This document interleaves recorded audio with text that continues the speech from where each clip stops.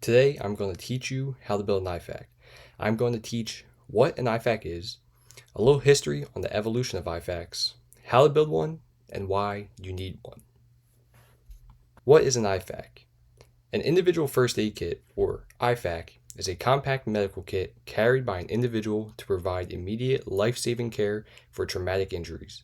It contains the essential medical equipment needed to treat severe bleeding, airway problems, and chest injuries until more advanced medical care or evacuation is available.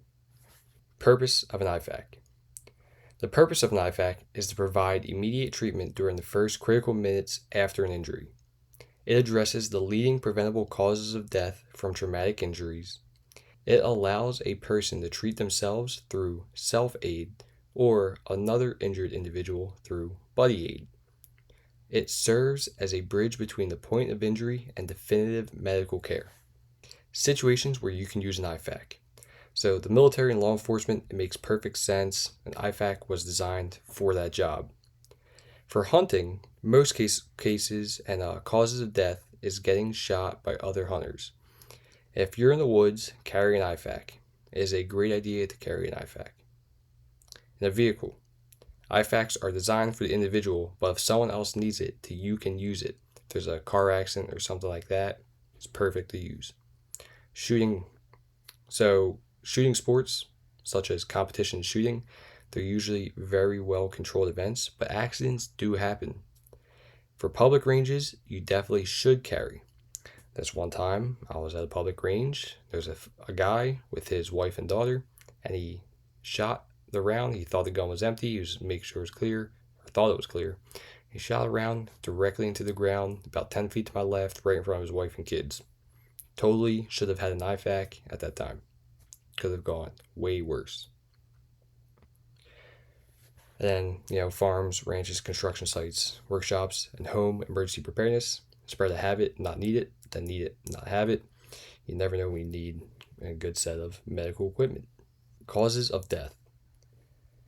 So these are combat scenarios.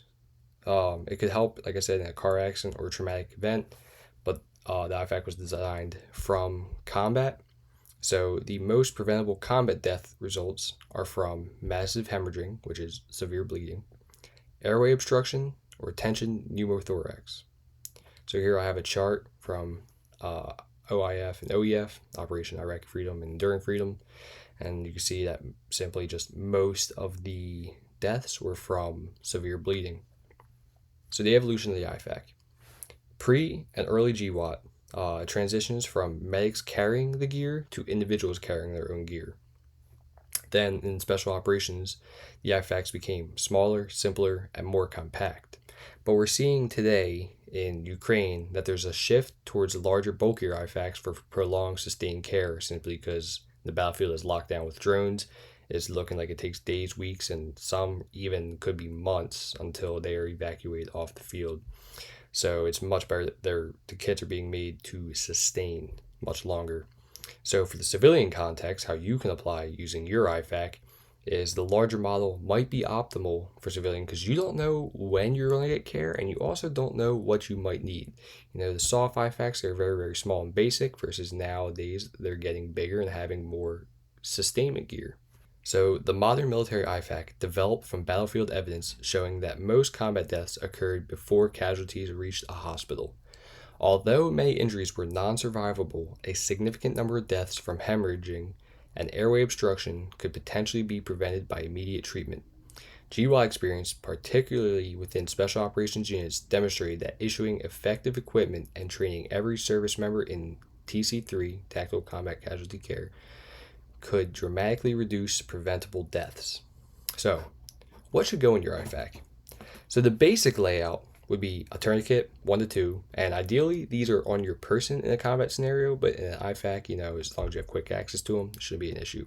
Hemostatic gauze, compressed gauze, pressure bandages, chest seals, gloves, of course, always have gloves. That's why law enforcement, they always carry gloves and they use them before they treat people. Shears, super underrated, extremely usable utility. Like you can use them for absolutely anything. a marker so you can make notes, and an emergency blanket to prevent from getting the shock. And an extra, extra tourniquet can always have extra gauze. Medical tape is really good. Ace wrap, and then a casualty card so you can pass on information. This is very important in combat. It also can be used in the civilian world very effectively as well. So for civilian use, we're looking back at the notes from the bigger Ukrainian IFAKs. Also, you can either carry a IFAK and a boo-boo first aid kit, but maybe just adding a couple band-aids into your IFAK on a separate small pouch that's not in the way, you don't need to rush to, because if you're rushing because you really need a band-aid, it's probably bad, or it's not that bad at all, so you can take your time. But having a couple band-aids, sterile gauze pads, and then alcohol wipes, very good. Always little small things, gel burn packets, maybe a little bit of medicine like ibuprofen or Tylenol or stuff like that. Just a little couple extra things for use. Where to buy. This is most important because in a life or death case scenario, you want something that will actually save your life, that you can trust and rely on. So North American is the gold standard. There are other brands out there that make good equipment as well, but North American Rescue, like I said, is the gold standard. There's not really a reason to use anything other than them. You can, they exist, but there really is not a reason to stray away from North American Rescue. Other brands, sure, use them, but you can't go wrong with North American. Maintenance. So once you build your IFAK, it is your job to regularly maintain it. If your tourniquet goes bad, dry rot, cracked, broken, any pouches like your gauze pads, if they get punctured, it's your job to inspect them, store it properly. Ideally, if you keep on your truck, it's probably gonna get really hot, really cold, so it's not ideal.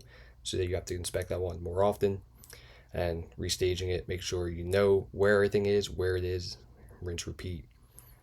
This video is not going to teach you how to use these things in your IFAK. That'll be a later video, but this is just simply how to acquire and build your IFAK. So the purpose of this video was to teach you how to build your IFAK with quality equipment, keep it accessible, maintain it regularly, then train with purpose, and be prepared before an emergency happens. Protect yourself and others, defend your virtue. Salve Regina, Mater misericordiae,